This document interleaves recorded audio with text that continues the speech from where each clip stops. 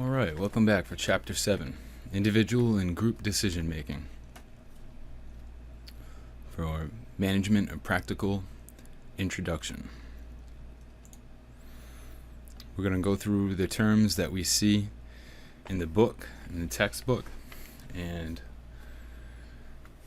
as you go through the textbook, they'll come up in a certain order here as you see the pages. Okay, so the first term that we're going to see here is decision. A decision is a choice made from among available alternatives. Decision making is the process of identifying and choosing alternative courses of action.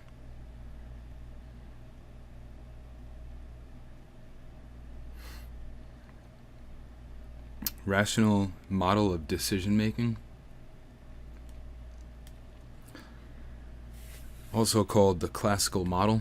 It explains how managers should make decisions. It assumes managers will make logical decisions that will be the optimum in furthering the organization's best interests.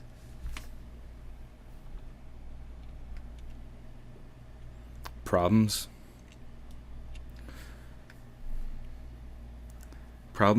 or difficulties that inhibit the achievement of goals. Opportunities, situations that present possibilities for exceeding existing goals. Diagnosis, analyzing the underlying causes.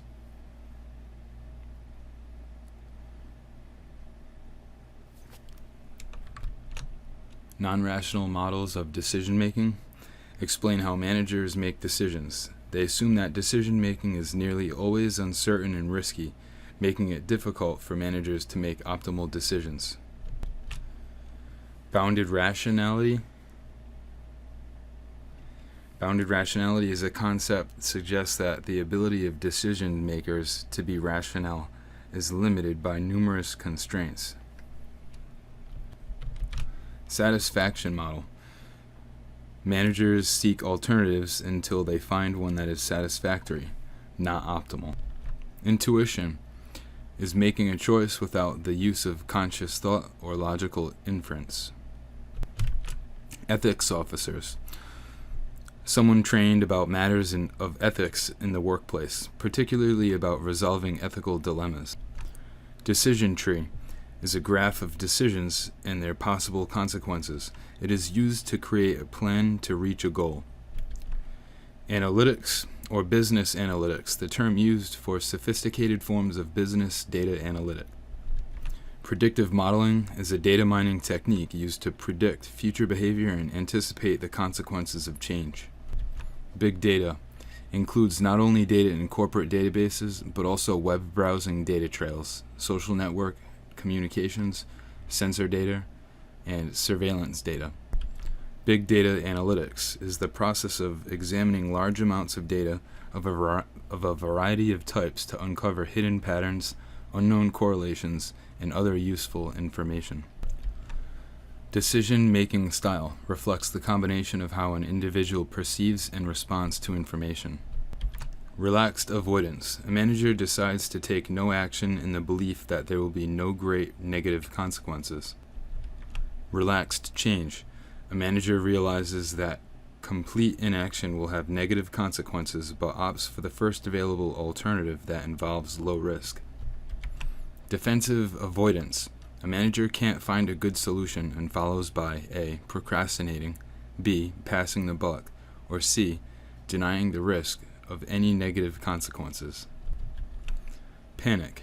A manager is so frantic to get rid of the problem that he or she can't deal with the situation realistically. Deciding to decide. A manager agrees that he or she must decide what to do about a problem or opportunity and take effective decision-making steps. Heuristics. Strategies that simplify the process of making decisions. Availability bias. Managers use information readily available from memory to make judgments. Representative bias, the tendency to generalize from a small sample or a single event. Confirmation bias is when people seek information to support their point of view and discount data that do not. Sunk cost bias, or sunk cost fallacy, is when managers add up all the money already spent on a project and conclude it is too costly to simply abandon it. Anchoring and adjustment bias, the tendency to make decisions based on an initial figure.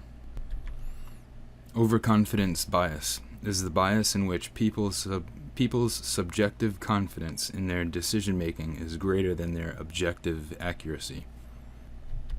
Hindsight bias is the tendency of people to view events as being more predictable than they really are.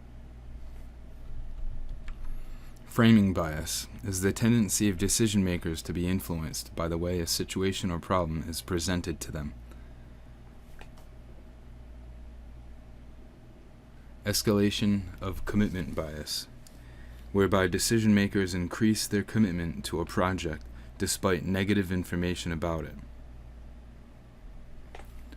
Groupthink occurs when group members strive to agree for the sake of unanimity and thus avoid accurately assessing the decision situation.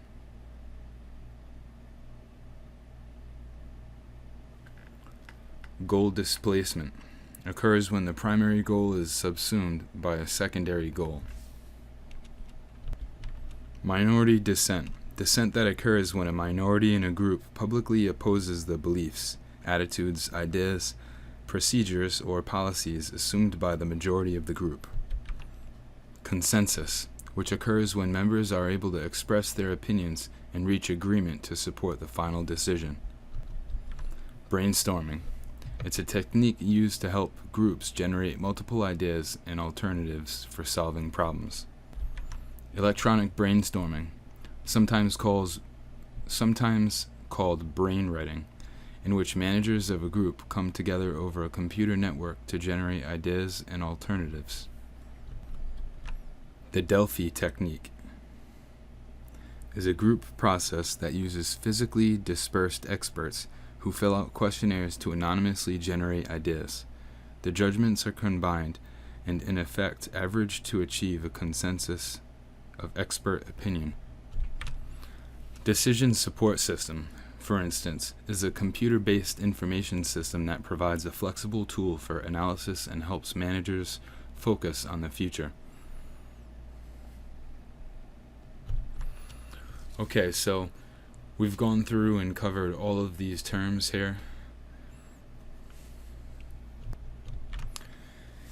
So, key points of this chapter in section 7.1, it'll discuss two kinds of decision making, rational and non-rational. 7.2, making ethical decisions. 7.3, evidence-based decision making and analytics. 7.4, 4 general decision making styles. And 7.5, how to overcome barriers to decision making. 7.6 discusses group decision making, how to work with others. And let's see, that should be it.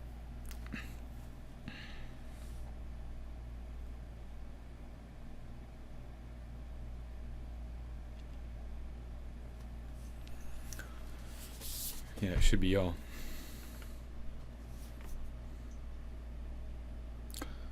Okay. So major questions. How do people know when they're being logical or illogical? What guidelines can I follow to be sure that decisions I make are not just lawful but ethical? How can I improve my decision making using evidence-based management and business analytics? How do I decide to decide? And trying to be rational isn't always easy. What are the barriers? How do I work with others to make things happen? Rational and non-rational decision making. We already mentioned the definition for decision and decision making.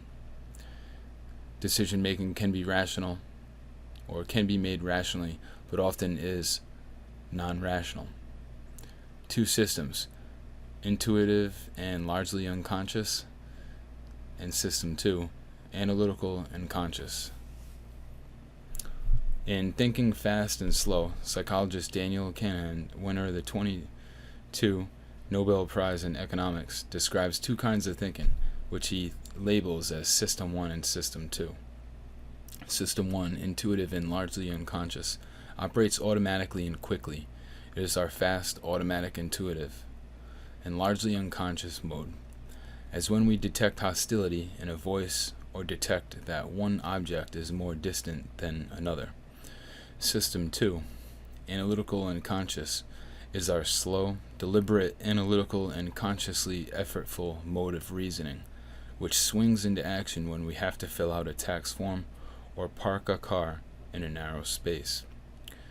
Why don't we use the more deliberate and rational System 2 more often?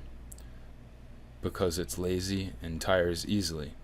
So instead of slowing things down and analyzing them, it is content to accept the easy but unreliable story that System 1 feeds it.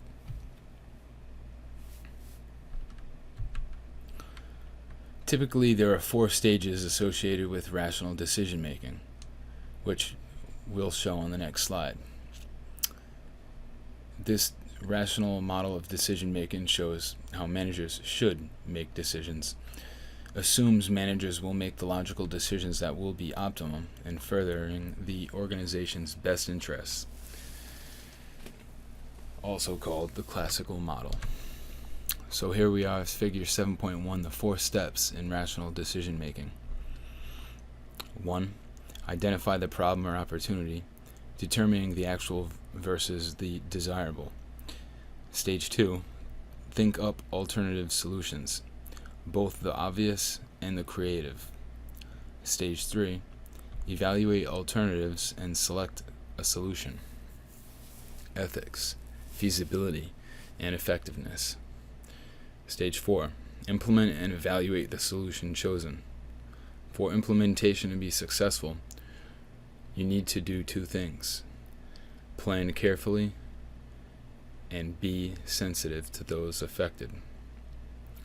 As far as plan carefully, especially if reversing an action will be difficult, you need to make careful plans for implementation. Some decisions may require written plans. And as far as being sensitive to those affected, you need to consider how the people affected may feel about the change. Inconvenienced, insecure, even fearful, all of which can trigger resistance. This is why it helps to give employees and customers latitude during a changeover in business practices or working arrangements.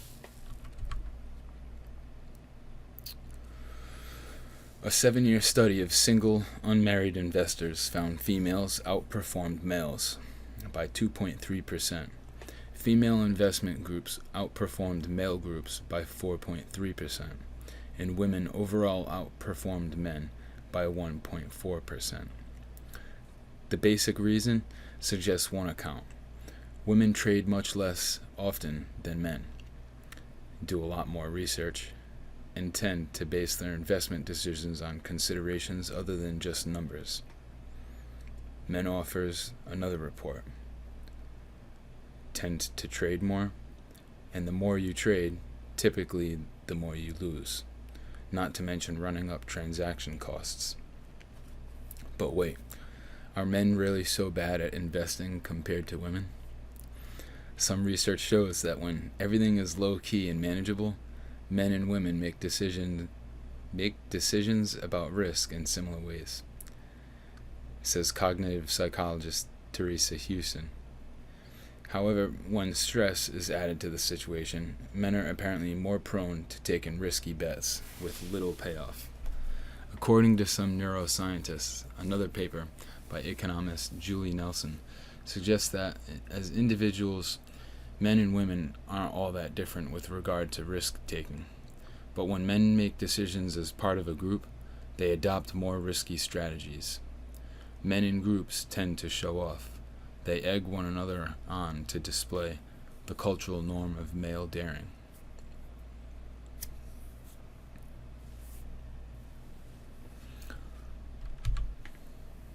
What's wrong with the rational model? 7.1 Assumptions of the rational model. The rational model is prescriptive, describing how managers ought to make decisions. It doesn't describe how managers actually make decisions.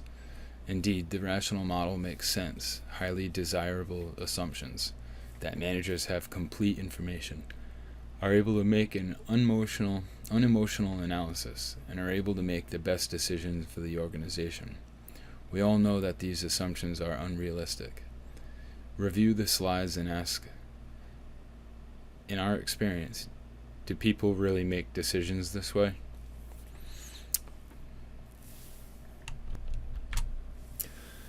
Complete information, no uncertainty. You should obtain complete error-free information about all alternative courses of action and the consequences that would follow from each choice. Logical, unemotional analysis. Having no prejudices or emotional blind spots. You are able to logically evaluate the alternatives, ranking them from best to worst according to your personal preferences. Best decision for the organization. Confident of the best future course of action. You coolly choose the alternative that you believe will most benefit the organization. Some hindrances to perfectly rational decision making. These are some of these common hindrances. Students should be able to ask, or should be able to see, how these hindrances can disrupt the perfect rational decision making model. The alternative is non-rational decision making, which we discuss next. We have complexity, time and money constraints, different cognitive capacity, values, skills, habits, and unconscious reflexes, imperfect information overload, different priorities, conflicting goals. The non-rational models are descriptive rather than prescriptive. They describe how managers actually make decisions rather than how they should. We have a video that we will provide the link in the description of the video. Let's see. The video shows irrational decision making is more common than rational. So, this model of decision making assumes that decision making is nearly always uncertain and risky, making it difficult for managers to make optimal decisions. The two types are discussed next: satisficing and intuition.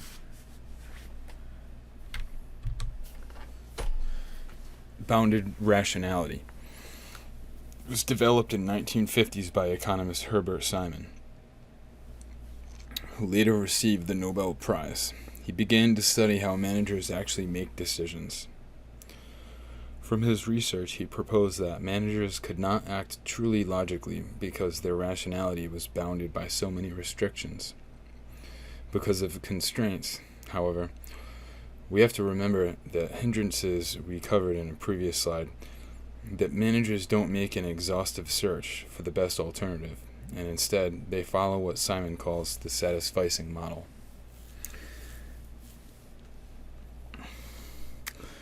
Instead, managers seek alternatives until they find one that is satisfactory, not optimal.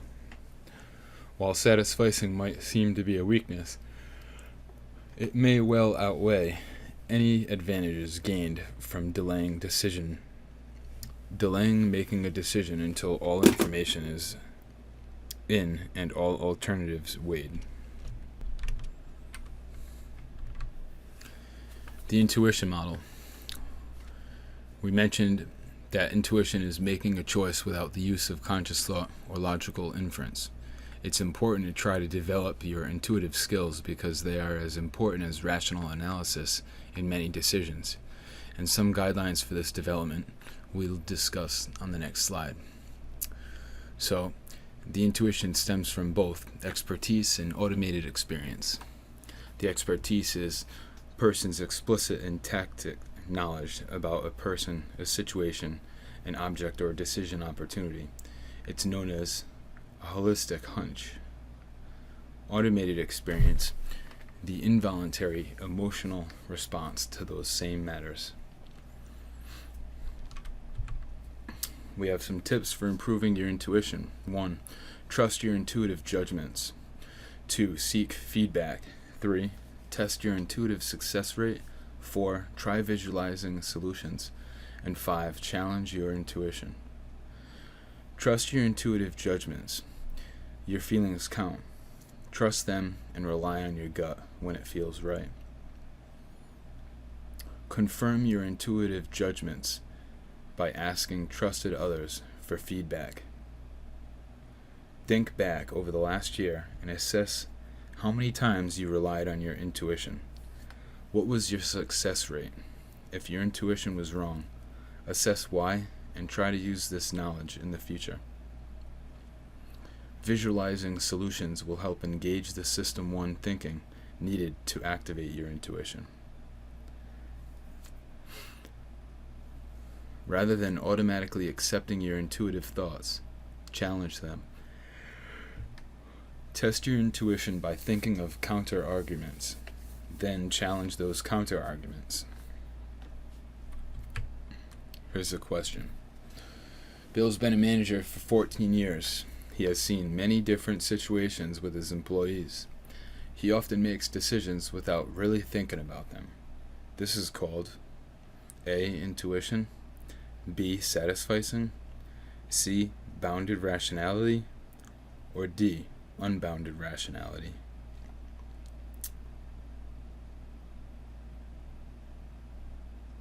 Correct answer, A. Intuition.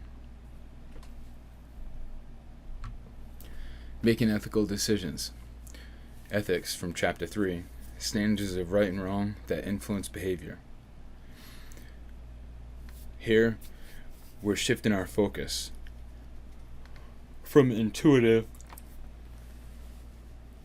rational, and non-rational, now on to ethical decisions. The ethical behavior of business people discussed at length in Chapter 3 has become of increasing concern in recent years. There are plenty of examples of unethical decision-making in businesses, as presented in the textbook. First were the scandals of the early 2000s, from Enron to WorldCom producing photos of handcuffed executives.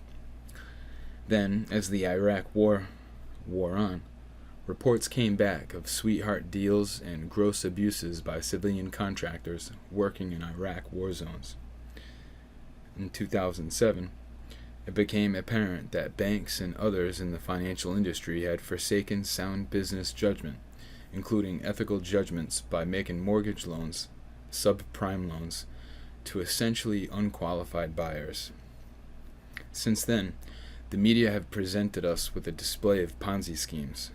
Bernard Madoff, Alan Stanford, insider trading, Sam Waxy, Raj Rajaratnam, corporate sleaziness, work-stressed suicides at Apple's China supplier Foxconn, a fatality at a Kentucky coal mine evading safety regulations, excessive profiteering, as when a pharmaceutical company raised the price of one medication from $13.50 a pill to an astonishing $750 a pill, and similar matters.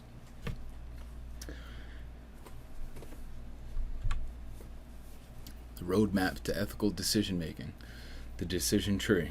It can be used to help make ethical decisions. The next slide shows a depiction, of ethical decision tree.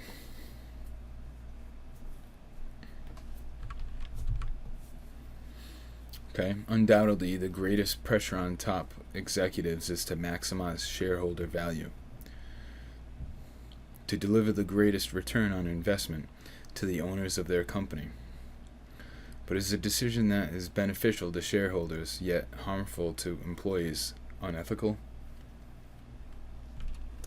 Harvard Business School professor Constant Bagley suggests that what is needed is a decision tree to help with ethical decisions. You might ask students to give an example of a current event, business situation, that you could then walk through the ethical decision tree together.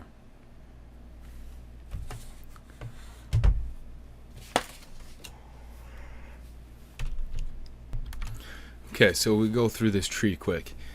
We ask, is the proposed legal action legal? Yes. Yes, it's legal. Does it maximize shareholder value? If yes, is it ethical? To answer, weigh the effect on customers, employees, the community, the environment, and suppliers against the benefit to the shareholders. So, is it ethical? If yes, then do it. If it's not ethical, don't do it. If it does not maximize shareholder value, ask, would it be ethical not to make the action? To answer this, weigh the harm or cost that would be imposed on shareholders against the costs or benefits to other stakeholders. If it will not be ethical to take the action, do it, but disclose the effect of the action to the shareholders.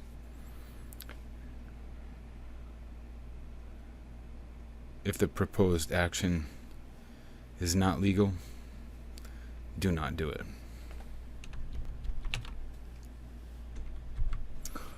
The evidence-based decision-making. Translation of principles based on best evidence into organizational practice. It brings rationality to the decision-making process. From the textbook, we have, quote, too many companies and too many leaders are more interested in just copying others, doing what they've always done, and making decisions based on beliefs in what ought to work rather than what actually works.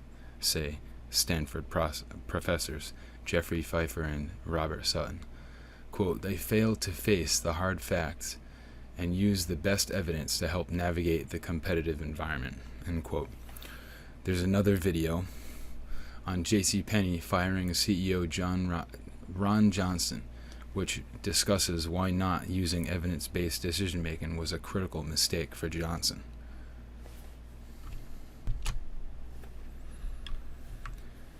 Seven implementation principles of evidence-based management.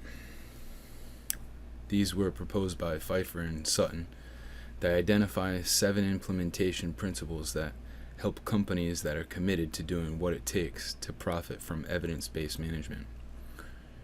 Treat your organization as an unfinished prototype. Leaders need to think and act as if their organization were an unfinished prototype that won't be ruined by dangerous new ideas or impossible to change because of employee or management resistance. No brag, just facts. This slogan is an antidote for over-the-top assertions about forthcoming products. See yourself and your organization as outsiders do.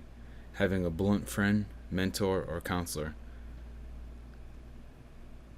can help you see and act on better evidence. Evidence-based management is not just for senior executives. The best organizations are those in which everyone is guided by the responsibility to gather and act on quantitative and qualitative data and share results with others. Like everything else, you still need to sell it. To sell an evidence-based approach, you may have to identify a preferred practice based on solid, if unexciting, evidence. Then use vivid stories to grab management attention. If all else fails, slow the spread of bad practice. It may be necessary for you to ignore orders and know to be wrong or delay their implementation. The best diagnostic question: what happens when people fail? Failure hurts. It is embarrassing, and we would rather live without it. The author writes, yet, there is no learning without failure.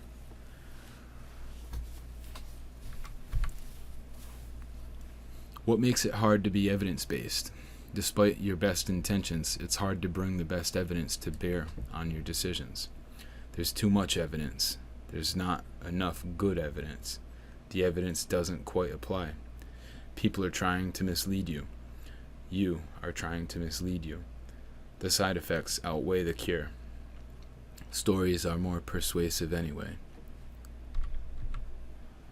Here's a question.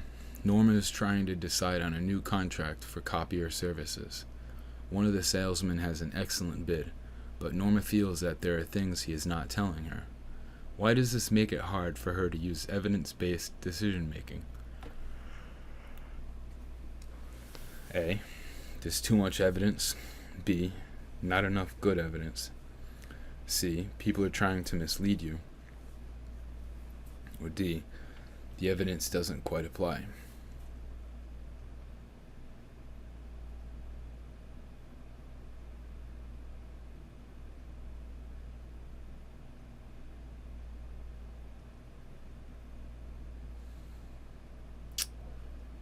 Okay.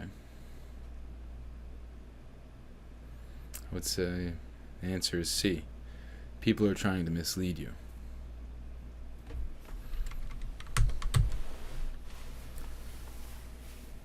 What makes it hard to be evidence-based?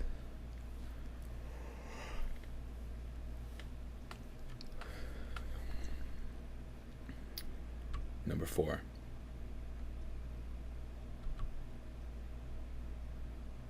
And her gut feelings. Norma feels that there are things he is not telling her. So her instincts applied. Business analytics. Sophisticated forms of business data analysis, and examples are portfolio analysis, time series forecast, predictive modeling, data mining technique used to predict future behavior and anticipate the consequences of change. Perhaps the purest application of evidence-based management is the use of analytics. Thomas Davenport and others at Babson College Work and Knowledge Research Center studied 32 organizations that model a commitment to quantitative, fact-based analysis and found 3 key attributes among analytics competitors: use of modeling, multiple applications, and support from top management. Big data, what is it? How it's used?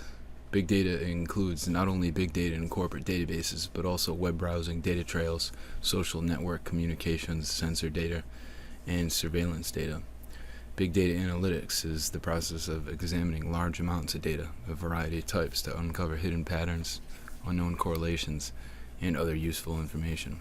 A recent study says the world's information will reach 40 zettabytes by 2020, a 50% growth over 2010, and equal to 57 times the number of grains of sand on all beaches of the world. Just 1 zettabyte is equal to the contents of 20 million 4-drawer file cabinets, multiplied a million. This has led to a concept known as big data, stores of data so vast the conventional database management systems cannot handle them, and so very sophisticated analysis software and supercomputing level hardware are required.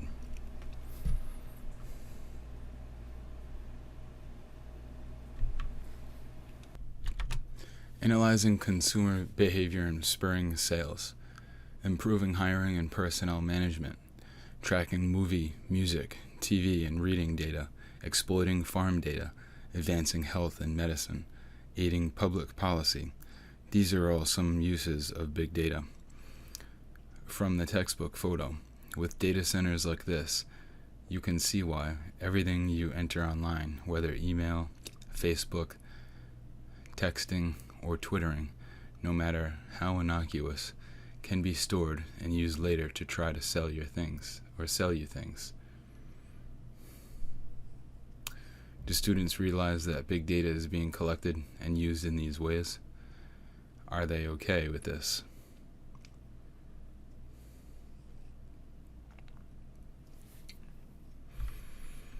Pretty impressive looking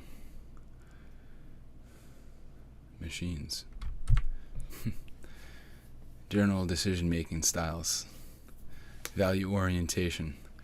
This reflects the extent to which a person focuses on either task and technical concerns or people and social concerns when making decisions, tolerance for ambiguity, extent to which a person has a high need for structure or control in his life. These are reflected in the figure on the next slide. 4 general decision-making styles. Directive, efficient, logical, practical, and systematic.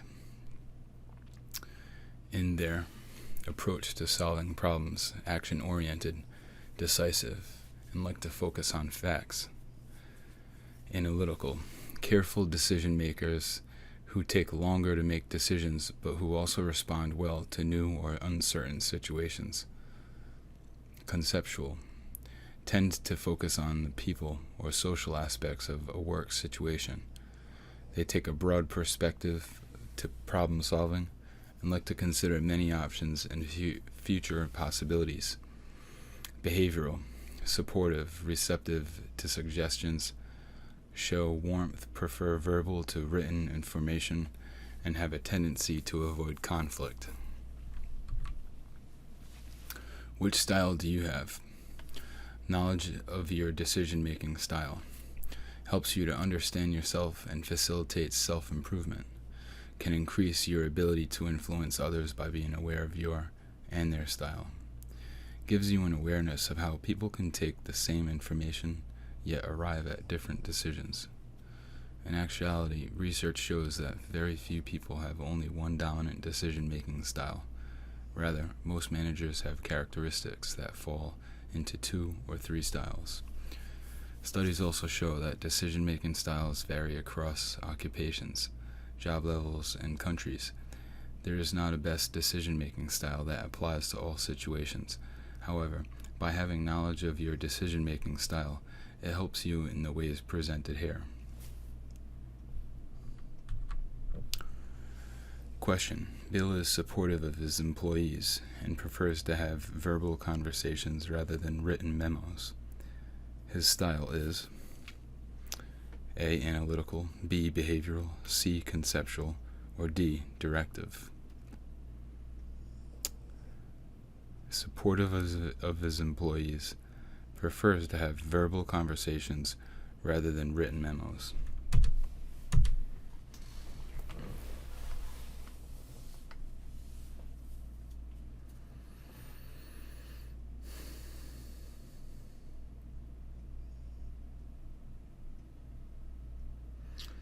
Okay, so the one that it would fall under would be behavioral, because it's supportive, receptive to suggestions, show warmth, prefer verbal to written information, and have a tendency to avoid conflict. So it would be B, and that is the correct answer. There are 4 defective problem recognition and problem-solving approaches that act as barriers when you must make an important decision in a situation of conflict. Have your students experienced any of these, either personally or with a manager? Can any students relate to how these act as barriers to good decision-making? 4 ineffective reactions. The relaxed avoidance. Taking no action in the belief that there will be no great negative consequences. Relaxed change, realizing complete inaction will have negative consequences but opts for the first available alternative. Defensive avoidance, can't find a good solution and follows by procrastinating, passing the buck, or denying the risk. Panic, so frantic to get rid of the problem that one can't deal with the situation realistically. 3 effective reactions. Deciding to decide. Importance. How high a priority is the situation? You need to determine how much priority to give the decision situation. If it's a threat, how extensive might prospective losses or damage be? If it's an opportunity, how beneficial might the possible gains be? Credibility. How believable is the information about the situation? You need to evaluate how much is known about the possible threat or opportunity. Is the source of the information trustworthy? Is there credible evidence? Urgency. How quickly must I act on the information about the situation? Is there an imminent threat? Is the threat immediate? Will the window of opportunity stay open long?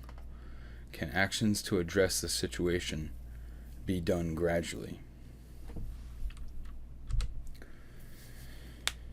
There are several common decision-making biases called heuristics that simplify the process of decision-making. When managers use only information that is readily available from memory to make judgments on or a single event, from memory to make judgments, an availability bias exists. A representativeness bias refers to the tendency to generalize from a small sample or a single event. When people seek information to support their point of view and discount data that do not, a confirmation bias exists. When managers add up all the money already spent on a project and conclude it is too costly to simply abandon it, sunk cost bias. The tendency to make decisions based on an initial figure that is anchoring and adjustment bias. The overconfidence bias is bias in which people's subjective confidence in their decision making is greater than their objective accuracy. Overconfidence bias. Hindsight bias is tendency of people to view events as being more predictable than they really are. Framing bias. The tendency of a decision maker is to be influenced by the way a situation or problem is presented to them. And the escalation of commitment bias occurs when decision makers increase their commitment to a project despite negative information about it. Group decision making. How to work with others. Using a group to make a decision offers 5 possible advantages. For these benefits to happen, however, the group must be made up of diverse participants, not just people who all think the same way. Greater pool of knowledge, different perspectives, intellectual stimulation, better understanding of decision rationale, deeper commitment to the decision.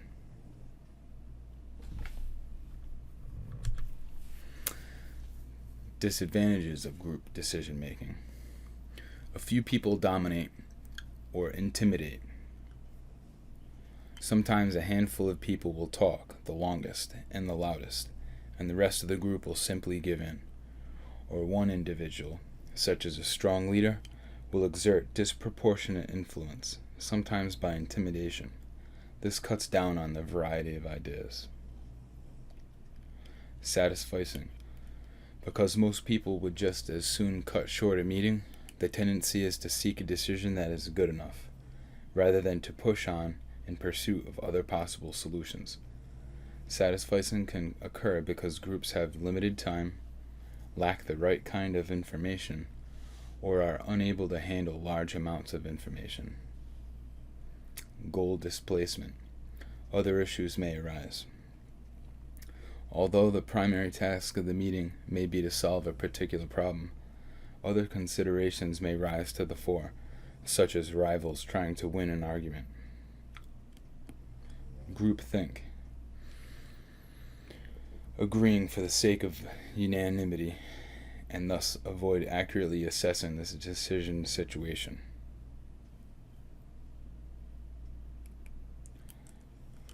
It occurs when group members strive to agree for the sake of unanimity, and thus avoid accurately assessing the decision. Here the positive team spirit of the group actually works against sound judgment. Symptoms of groupthink. Sense of invulnerability. Group members have the illusion that nothing can go wrong, breeding excessive optimism and risk-taking. They may also be so assured of the rightness of their actions that they ignore the ethical implications. Rationalization. Rationalizing protects the pet assumptions underlying the group's decisions from critical questions. Illusion of unanimity and peer pressure. The illusion of unanimity is another way of saying that a member's silence is interpreted as consent. If people do disagree, peer pressure leads other members to question the dissenter's loyalty. The wisdom of crowds. Groupthink's pressure to conform often leads members with different ideas to censor themselves. The opposite of collective wisdom, says James Surowiecki, and in which each person in the group is offering his or her best independent forecast. It's not all about compromise or consensus. How to combat groupthink. Allow criticism and allow other perspectives.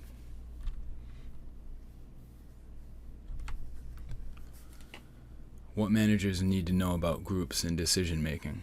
If you're a manager deliberating whether to call a meeting for group input, there are 4 characteristics of work to be aware of.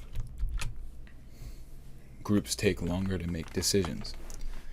Their size affects decision quality. Optimal group size may be 5 or 7 people. Odd group numbers are best. They may be too confident. Knowledge counts. When a group can help in decision making, 3 practical guidelines. When it can increase quality. If additional information would increase the quality of the decision, managers should involve those people who can provide the needed information. Thus, if a type of decision occurs frequently, such as deciding on promotions or who qualifies for a loan, groups should be used because they tend to produce more consistent decisions than individuals do. When it can increase acceptance. If acceptance within the organization is important, managers need to involve those individuals whose acceptance and commitment are important. When it can increase development. If people can be developed through their participation, managers may want to involve those whose development is most important.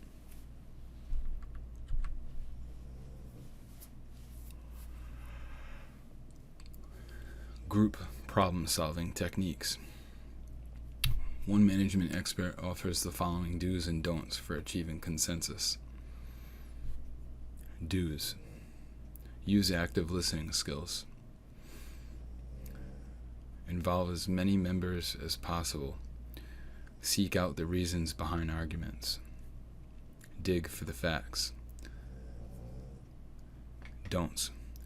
Avoid log rolling and horse trading. I'll support your pet project if you'll support mine. Avoid making an agreement simply to keep relations amicable and not rock the boat. Finally, don't try to achieve consensus by putting questions to a vote. This will only split the group into winners and losers, perhaps creating bad feelings among the latter. Brainstorming is covered more thoroughly on the next slide, with a video to show as well. Rules for brainstorming.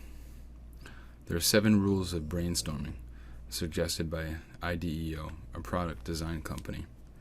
Defer judgment, build on the ideas of others, encourage wild ideas, go for quantity over quality, be visual, one conversation at a time.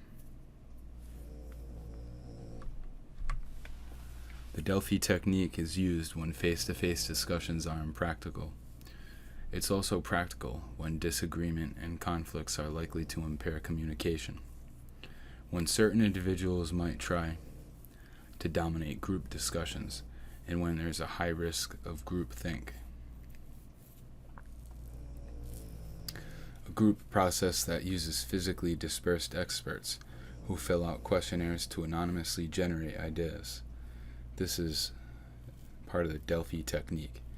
The judgments are then combined and, in effect, averaged to achieve a consensus of expert opinion.